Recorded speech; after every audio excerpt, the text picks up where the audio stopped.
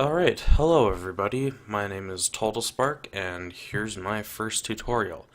I'm going to be going over the process of making blur pads using a vocal sample. I've got one that I brought in of myself singing here.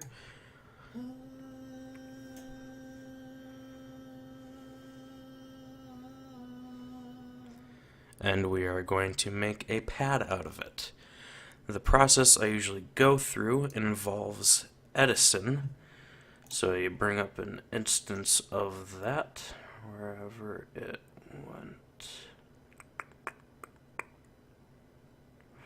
I'll just bring it up the old-fashioned way. Which is...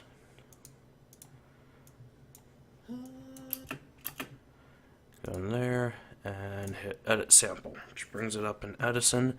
I'm going to cut out the part where I sing...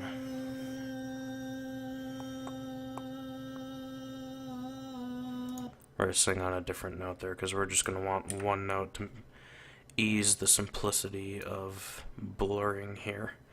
And normally you want to have space on either side of the sample, but for the sake of this, it's fine because blur pads are going to be using a lot of reverb, and if it bleeds a little into the next instance of using this sound, that's fine because it's all meant to be, well, blurred because it's a blur pad. So then you go up here to this little water droplet looking thing, you click there, and for the blurring I usually I like to go all the way up, but I usually set it at around 3000 and hit accept, and this gives you a sample to work with.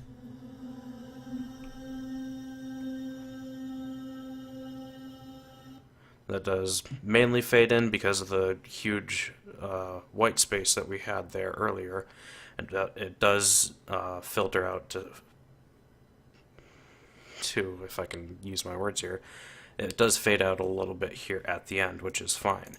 Then you just insert it into your playlist here, and I usually fit it to whatever tempo, whatever bar length I want to use.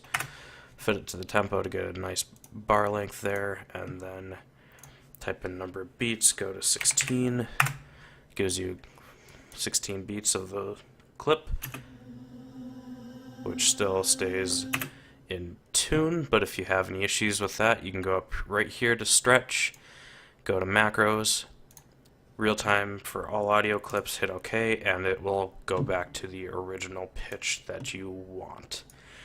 So then you insert it into your mixer, grab a reverb, and I like to use a lot of wet and a little bit of dry, a lot of decay, and that gives you a nice pad sound.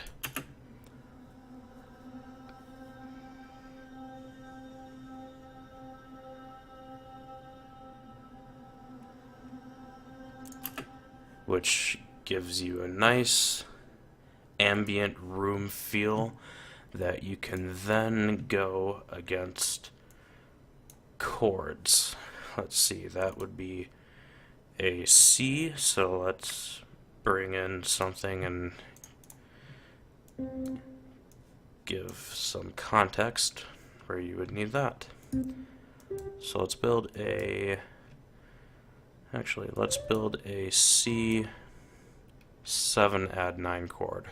And then A minor. Let's make that A minor 7 chord because both of these utilize C's.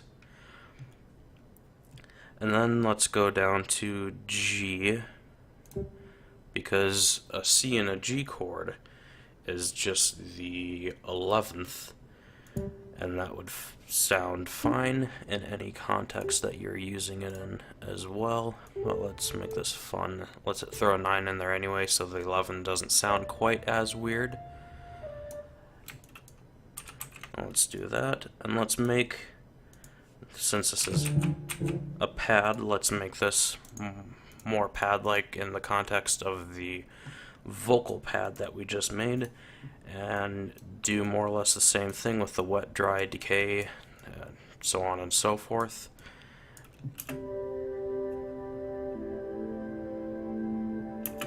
High pads are fine, but let's grab the lower section here and drop it an octave, give it a bit more richness to the sound.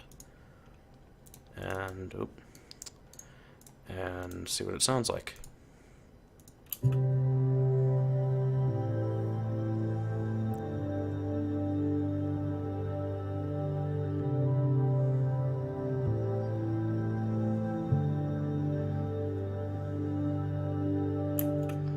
And there you go. I like to use blur pads as a great pedal point, continuous note, which sounds good against songs for more chill genres such as chill out, down tempo, chill step, whatever you want to use it for, but that's why I like using those in those contexts. So, well, this has been Total Spark, and I hope to see you guys in the next video.